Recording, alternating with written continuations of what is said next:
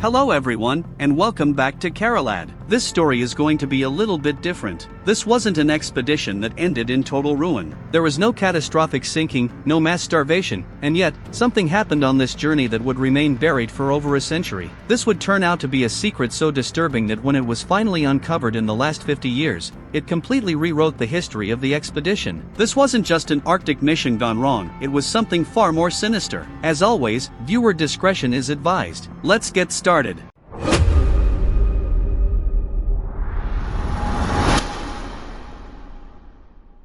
The North Pole had long stood as one of the Earth's last great frontiers and an unclaimed prize at the top of the world, and for good reason. It's an unforgiving place to say the least, a frozen void of shifting ice, howling winds, and unrelenting cold. The first serious attempt came in 1827 when Sir Edward Parry of the British Royal Navy set out with sleds and boats, hoping to reach the pole. He would end up failing after being turned back by treacherous ice floes and the surprisingly fast southward drift of the ice pack. Over the next 5 decades, others would follow who were driven by the same ambition, willing to risk everything for the sake of exploration. The Americans took up the challenge, setting their own expeditions, beginning with Elisha Kent Kane in 1853 and Isaac Israel Hayes in 1860. Each served to push a little further, adding a little more to the growing knowledge of the Arctic, but neither actually came close to reaching the pole. After that came Charles Francis Hall, a man unlike any other explorer before him. He was no Navy officer, scientist, or seasoned seafarer. In fact, he had no formal training at all. He had never commanded a ship, never spent years at sea, and never attended university or studied under the great men of his time. He was instead a blacksmith, an engraver, and a newspaper publisher from Cincinnati, Ohio. In reality, he had spent more time printing articles about Arctic expeditions than he had actually preparing for one. And yet, it was his name that would be attached to the most ambitious American attempt yet. So how did such an unlikely man take command of a government-funded mission to the North Pole? The answer is actually fairly simple: charisma, relentless determination, and an obsession that bordered on fanaticism. Charles had become captivated by the Arctic in the late 1850s when the fate of Sir John Franklin's lost 1845 expedition dominated public imagination. A crew of 129 men had vanished into the ice after their ships became trapped, and the mystery of it all fascinated Charles. He pored over every available report and scrap evidence he could find, and then he did something extraordinary. He went to find Franklin himself. Without official backing or a scientific team, Charles actually launched 2 private Arctic expeditions in the 1860s, determined to uncover the fate of Franklin's men. He then went on to live among the Inuit people for 8 years, learning their ways and gathering artifacts and testimony that shed light on the tragedy. And it was in the Arctic that he met Ippervik and Takuletuk, who were English-speaking Inuit people who previously visited England. They taught Charles how to travel across the ice, hunt for food, and survive in a place that had claimed so much before him. When he finally returned home, he brought with him physical relics and invaluable experience, proving he could survive the Arctic, endure its brutal conditions, and navigate its frozen land and seascape. And Charles was a man who could seemingly convince people of anything, particularly of his own capabilities. When he returned to the United States, he presented himself as an expert in the Arctic. He had thoroughly absorbed the knowledge given to him by the Inuit, but rather than acknowledging their role in his survival, he's thought to have reshaped the narrative to elevate himself. When government officials questioned his lack of formal education, he dismissed their concerns, pointing out that many great explorers had no scientific background. He then lobbied relentlessly, pressing his case before Congress, and argued that he, and not the officers of the U.S. Navy, was the right leader for America's next great Arctic venture. And in 1870, his persistence paid off. Congress approved a $50,000 grant for an expedition to the North Pole, and Charles would be its commander. President Ulysses S. Grant himself endorsed the plan, even bestowing onto Charles the honorary title of captain. So having never commanded a ship before, Charles now had the full weight of the U.S. government behind him, and he would set sail for the top of the world. Charles was then given command of a 287-ton screw propeller steamer called the USS Periwinkle. The ship was then retrofitted at the Washington Navy Yard, reinforced with solid oak and iron sheeting, and renamed the Polaris. This was the moment Charles had spent years fighting for, but it was also the moment the cracks in his vision began to show. While Charles was skilled at winning people over, he was not particularly talented at choosing the right people to join him. He would end up assembling a volatile crew, relying heavily on experienced whalers rather than disciplined naval officers. Among them were Sidney Budington, an experienced whaling captain, George Tyson, who was assistant navigator, and Emil Bessels, a young but brilliant German scientist scientist and surgeon. The problem was that these men didn't respect Charles from the outset. They saw him as an amateur playing the part of an explorer rather than actually being one. And worse yet, there was a history between Charles and Sidney that was somewhat unsavory. The two had clashed years earlier when Sidney refused to let Charles take his Inuit guides further north due to illness,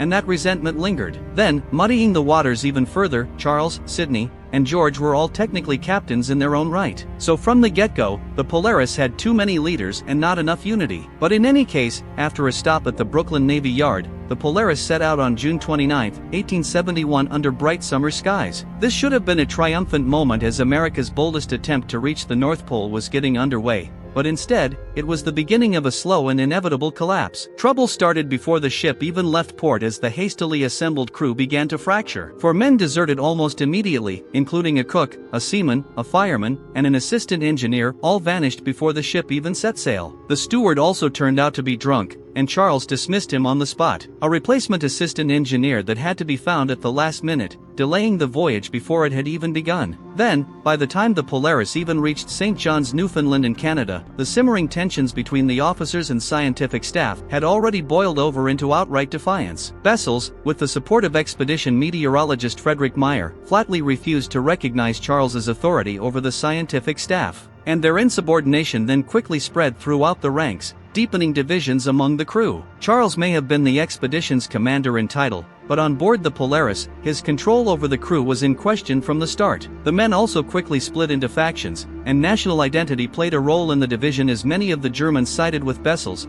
while the Americans were more inclined to follow Charles or Sidney. Throughout this, George kept a diary, and in it, he noted that by the time they reached Disco Island, Greenland, some crew members were already openly stating that Charles would receive no credit for this expedition. Some had even decided how far they would go before turning back home, regardless of the orders they might receive. Sensing his authority was slipping away, Charles turned to an outside figure to help, Captain Henry Davenport of the USS Congress, which was a supply ship that had accompanied the Polaris north. Desperate to restore discipline, Charles asked for Henry's assistance in extinguishing the dissent among his crew. Henry then came aboard the Polaris and threatened to shackle and remove Frederick for his insubordination. But this only made things worse. In response to the tongue-lashing Henry gave them all of the German crew members threatened to quit. And faced with the failure of the Germans' abandoned mission, Charles was forced to back down, although Henry did deliver a final stern lecture on naval discipline to the crew before departing. This would all be wasted breath, though. Almost immediately afterward, the Polaris suffered a critical setback. These specialized blubber fire heaters were somehow lost overboard. Whether this was the result of sabotage, incompetence, or miscommunication remains uncertain, but the impact was devastating. Without them, the ship's ability to generate heat in the Arctic cold was severely compromised. But, despite everything, Charles and the expedition pressed on. On August 18, 1871, the Polaris reached Upernavik, Greenland, the last known point of civilization before pushing northward into the ice. Here, Charles recruited an old ally named Hans Hendrik, a respected Greenlandic Inuit hunter who was crucial on previous Arctic expeditions. With Hans aboard, the expedition had an experienced survivalist and someone who could navigate the ice and hunt for food when supplies ran low. With tensions still high, the Polaris moved northward into the uncharted waters of Smith Sound and the Nares Strait, surpassing previous records by explorers Kane and Hayes. So finally, for the first time in months, Charles had reason to feel hopeful. The ship was further north than any American vessel before it, and the goal seemed to be within reach. But beneath the surface, the same resentment festered. If he had hoped this milestone would unify the crew, he was mistaken. A critical decision then needed to be made. Should they press forward or winter in place? Charles was determined to go further, but the Polaris was already pinned by ice. Pushing north on foot and by sled was an option, but the crew couldn't agree on the course of action. The conflict at the heart of the expedition came to a head as Charles and George wanted to continue on. They believed that by pushing northward immediately, they could make significant progress toward the North Pole before the ice closed in. Sidney, however, wanted to stop. He called the entire venture a damned fool's errand and refused to risk the ship any further. Charles and Sidney argued bitterly over this before Sidney walked out of the discussion, no longer willing to listen to Charles's plan. More and more, Charles's power over the expedition slipped away. He couldn't command Sidney, and without Sidney, he couldn't move the ship.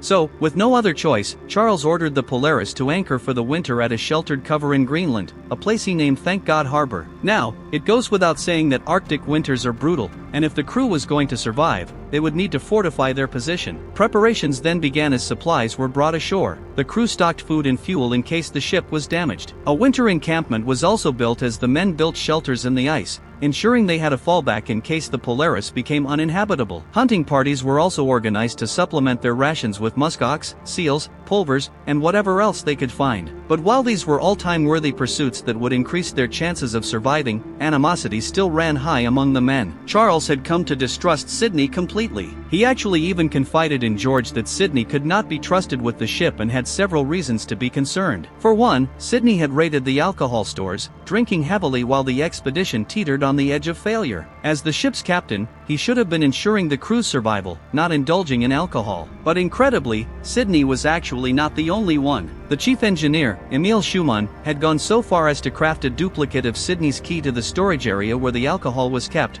further eroding discipline on board. So with the expedition's future uncertain and his authority continually slipping, Charles decided he wouldn't sit idly through the winter. If he could push north, overland, and set a new farthest north record, he might restore his credibility and reinforce his leadership. Before he left, he issued detailed orders to Sidney about how to manage the Polaris in his absence, which was a move that actually likely inflamed tensions further. To Sidney, who was an experienced whaler with decades at sea, the idea of receiving instructions from Charles, who had never commanded a ship before, must have felt like an insult. But, in any case, on October 10, 1871, Charles departed on his sledding expedition, accompanied by First Mate Hubbard Chester and two of his trusted Inuit guides, Ippervik and Hans. A few days into the journey, Charles sent Hans back to the Polaris for some forgotten supplies, and he also sent a note for Bessels, reminding him to wind the ship's chronometers daily. This was a seemingly small instruction, but one that likely annoyed the German scientist and doctor who held degrees from some of the most prestigious universities in Europe. This new set of trivial instructions likely came off as more micromanagement of the crew. But either way, for 2 weeks, they struggled against the ice and bitter cold, making slow but steady progress northward. Finally, on October 24th, Charles returned to the Polaris, victorious and eager to report his findings. By the next morning, however, strangely, he would be fighting for his life. After returning to the ship, Charles was elated. He had done what he set out to do, by pushing further north and gathering valuable information. And as he warmed himself in the cabin, he requested a hot cup of coffee. When it was brought to him, he began to drink, and almost immediately noticed an unfamiliar sweetness to it. This taste gave him pause for a second, but he continued sipping away, eager to warm himself up. Within hours, however, he was struck by violent stomach pains, he was vomiting uncontrollably, and growing increasingly delirious. By the following day, his condition had worsened to the point where he could hardly move, and in his fits of consciousness, he made the shocking accusation that someone had poisoned him. These accusations mostly fell on Bessels, as well as some of the others among the crew.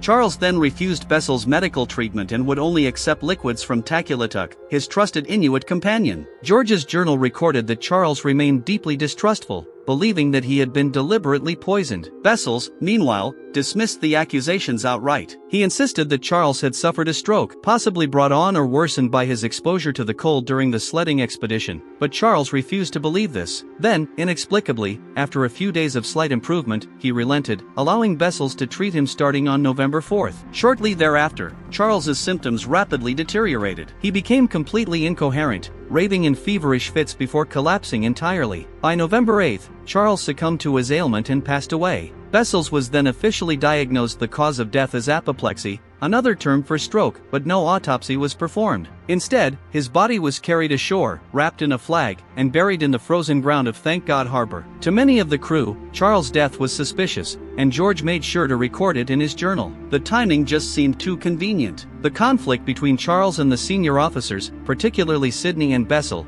had reached a breaking point in the weeks leading up to his death. And with Charles now gone, command of the Polaris fell to Sidney, the very man who had opposed Charles' plans from the beginning. And because Charles was the driving force of the expedition, despite his poor leadership, there was no one left to rally the crew. So instead, the ship descended further into chaos. Sidney took command, but his drinking increasingly became a serious problem. Discipline, or what little of it there was, broke down without Charles's leadership, leaving the men drifting without purpose. Charles had fought for years to lead this mission, and now, just a few months into the journey, he was buried in the Arctic permafrost with his dreams of reaching the North Pole buried with him. And instead of inspiring the crew and pushing forward with the expedition, Sidney allowed the entire venture to collapse. Alcohol floated freely, and while Sidney had already been drinking in excess before Charles died, no one was left to challenge him, so his drunkenness became routine. He also allowed the coal supply to be burned recklessly, and with no clear plan for the future, the ship's stores of fuel were being used at an unsustainable rate. There was also just no firm leadership to keep things in order, so the men descended into gambling, drinking, and doing as they pleased. The once grand mission to reach the North Pole had become aimless. Despite the disarray on the Polaris, though, there were at least some among the crew who still wanted to press forward.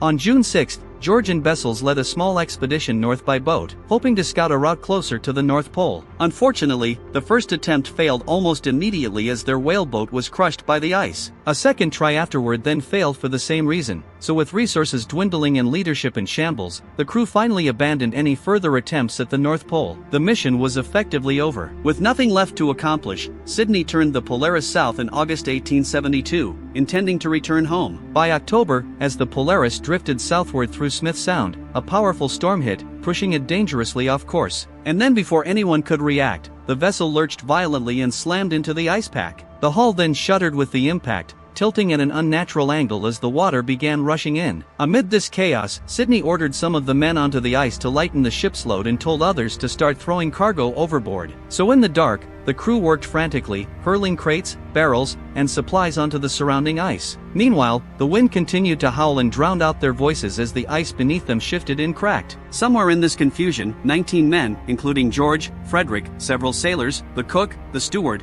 and all of the Inuit guides had unknowingly drifted away from the Polaris, carried off on a breakaway ice floe. By morning, as the storm calmed down and the sun rose over the frozen landscape, the stranded men found themselves 8 to 10 miles away from the ship, alone on a shrinking island of ice. Desperately, they waved a large cloth toward the Polaris, hoping someone on board would see them. For a full day, Sydney scanned the horizon from the deck but also prioritized salvaging the ship, and as a result, made no serious attempt to recover the missing men. By the second day, with the ship still in distress, he decided against any further effort to recover them. The castaways, whether they survived or not, were now on their own. As the reality of their situation sank in, George and the others began to take stock of their situation. They had little food, no permanent shelter, and no clear idea of where they were drifting. The Arctic was vast, and the currents could carry them in any direction, like toward open water, toward land, or even into the heart of the ice pack. In the face of all of this, however, the Inuit among them saved their lives. Ippervik, Takilatuk, and Hans immediately took control of the situation, building igloos from snow and ice. They also fashioned crude lamps from blubber and managed to hunt seals, providing meat for the desperate men. As days stretched into months, the castaways endured the relentless Arctic winter. Temperatures plunged well below freezing, snowstorms battered their shelters, and rations dwindled. At times, they were even forced to eat frozen seal entrails to stay alive. They also had no way of knowing where they were drifting, only that they were moving. Frederick, believing that they were near the Greenland coast, argued they should attempt to row ashore, but George, relying on his navigational skills, suspected the opposite and that they were actually on the Canadian side of the Davis Strait, far from land. His assessment was actually correct, but unfortunately, the group dismissed George's warnings and burned one of the whaleboats for firewood, unknowingly destroying one of their only chances to reach safety. So for 6 months, they drifted on their shrinking ice floe, surviving only because of the skill and resilience of the Inuit hunters. Finally, on April 30, 1873, they spotted a whaling ship named the Tigris sailing off the coast of Newfoundland. This meant that the ice floe had carried them nearly 1,800 miles, or nearly 2,900 kilometers south. Starving, exhausted, and barely clinging to life, the castaways signaled frantically until moments later, the whaling crew pulled them from the ice and into the safety of the ship's hold. After 190 days lost at sea, they had survived. As all of this had been going on, Sydney had his own troubles. With coal stores running dangerously low, he realized that they couldn't make it back to civilization before winter closed in again. So by October 16, 1872, he had made a fateful decision. He would run the ship aground near Ada in northern Greenland. Then, stripped of its sails and left with barely enough fuel to survive, the Polaris was reduced to a half-submerged wreck. The crew salvaged what they could, building a makeshift hut from the lumber torn from the ship's frame. They would also have to endure these winter conditions, relying on the help of the local Inuits to survive. And for months, they also waited for a chance to escape, and when spring arrived, the remaining men used wood from the ship to build 2 small boats hoping to reach open waters. On June 3, 1873, they launched southward, and about a month later, they were spotted by a passing whaler and rescued. Against all odds, every single member of the Polaris crew made it back home, except one. It was a strange and bitter irony that the most disastrous Arctic exploration in American history had not resulted in mass casualties, as Franklin's had decades earlier, yet it ended in mutiny, betrayal, and potentially murder. As the survivors returned home, the U.S. government was preparing an inquiry to investigate exactly what happened in the Arctic. At the heart of the hearings was the most disturbing unanswered question of all: had Charles been murdered? The first to testify was George, and he wasted no time describing the tensions between Charles, Sidney, and Bessels. He also described the drinking and disorder that followed Charles's death, and Charles's own accusation that he had been poisoned. The board then turned its attention to Frederick, who confirmed much of George's account and added another damning revelation, which was that Sidney had been drunk for most of the journey south. One by one, more testimony painted a picture of a ship in chaos. Steward John Herron then took the stand and addressed the most crucial detail of all, which was the cup of coffee. He testified that he had not made the coffee that Charles drank on the day he fell ill. The ship's cook had instead prepared it, and John had no idea how many people handled the cup before it was delivered. When Sidney and Bessels were then questioned, Sidney denied everything. He claimed he never obstructed Charles's leadership, refused to go further north, or that he had ever been drunk. Then, when asked directly about the cause of Charles's death, Bessels gave a carefully crafted response, relaying his belief that Charles died from a stroke and that the treatment he provided the captain, which included giving him quinine, a medicine used to treat malaria, was the best possible option under the circumstances. Finally, after weeks of this testimony, the Board of Inquiry issued its official findings. The final report stated that Charles had died of natural causes brought on by apoplexy. The surgeons of both the Navy and Army supported this diagnosis, and the accusations of poisoning were dismissed as delirium-induced paranoia. No charges were ever filed, and no one was held accountable. The Board of Inquiry had in effect closed the case, but Charles's death remained one of the Arctic's greatest mysteries, and almost a century later, science would step in to prove what really happened aboard the Polaris. In 1968, Arctic historian Chauncey C. Loomis set out for Thank God Harbor with a plan to exhume Charles's body and conduct a modern forensic analysis. Luckily, the permafrost of Greenland was a natural time capsule, and if Charles had been poisoned, there was a chance that his remains still held the answer. So with a team of scientists, Chauncey was granted permission to conduct the exhumation, and when they finally uncovered Charles' grave, they found him astonishingly well preserved. His coffin, clothing, and even his skin and hair remained intact after being locked in the ice for nearly 100 years. This preservation allowed them to extract samples of bone, fingernails, and hair for chemical testing, and when the results came back, they were shocking. They confirmed what Charles himself suspected. His body contained extremely high levels of arsenic, particularly in the samples of his hair and nails. Arsenic, which would have been in the medical kit during his time period, is extremely hazardous to humans and is known to have a slightly sweet taste when consumed, and the concentration suggested he had received large doses of it over the last 2 weeks of his life. With the final proof in hand, historians turned back to the question that had haunted the Polaris expedition from the moment of Charles's death: who administered the poison and why? The most obvious suspect was Bessels, who was the only medical professional on board who had direct control over Charles's treatment. If the captain's coffee had been poisoned, Bessels was in the best position to orchestrate it. The motive, however, still remains somewhat murky until a new clue surfaced in 2015. That year, a previously unknown letter from Charles to a sculptor named Vinnie Reen was discovered. Vinnie was a talented and well-connected artist, famous for her sculptures of Abraham Lincoln. Charles had been close to her and even displayed a statue of Lincoln that she had given him in his cabin aboard the Polaris. Bessels, as it turned out, had also maintained correspondence with Vinnie and had socialized with her in Washington before the expedition. And most importantly, the letters suggested that Charles and Bessels may have been romantic rivals. Bessels had written to Vinnie before the expedition, expressing his desire to see her again, and if he had viewed Charles as his competitor for her affections, his resentment may have run deeper than just professional animosity. But while the discovery of arsenic in Charles's remains finally solved the mystery of his death, obviously, no one was ever held accountable. By the time the murder was confirmed, everyone involved had long since passed away. Bessels returned to the United States after the failed expedition and continued his career without consequence. Sidney too faced no formal punishment, and the Navy never reopened its investigation despite the new evidence. Charles had dreamed of reaching the North Pole, and while he came close, he had become one of its victims at the hands of the very men he had entrusted with the expedition and his life. And that's where today's story comes to an end. If you enjoyed this documentary and want to discover more unbelievable true stories, mysteries, and historical events, make sure to subscribe to KEROLAD, leave a like if you enjoyed the video, and turn on notifications so you never miss what's next. Thanks for watching, and I'll see you in the next story.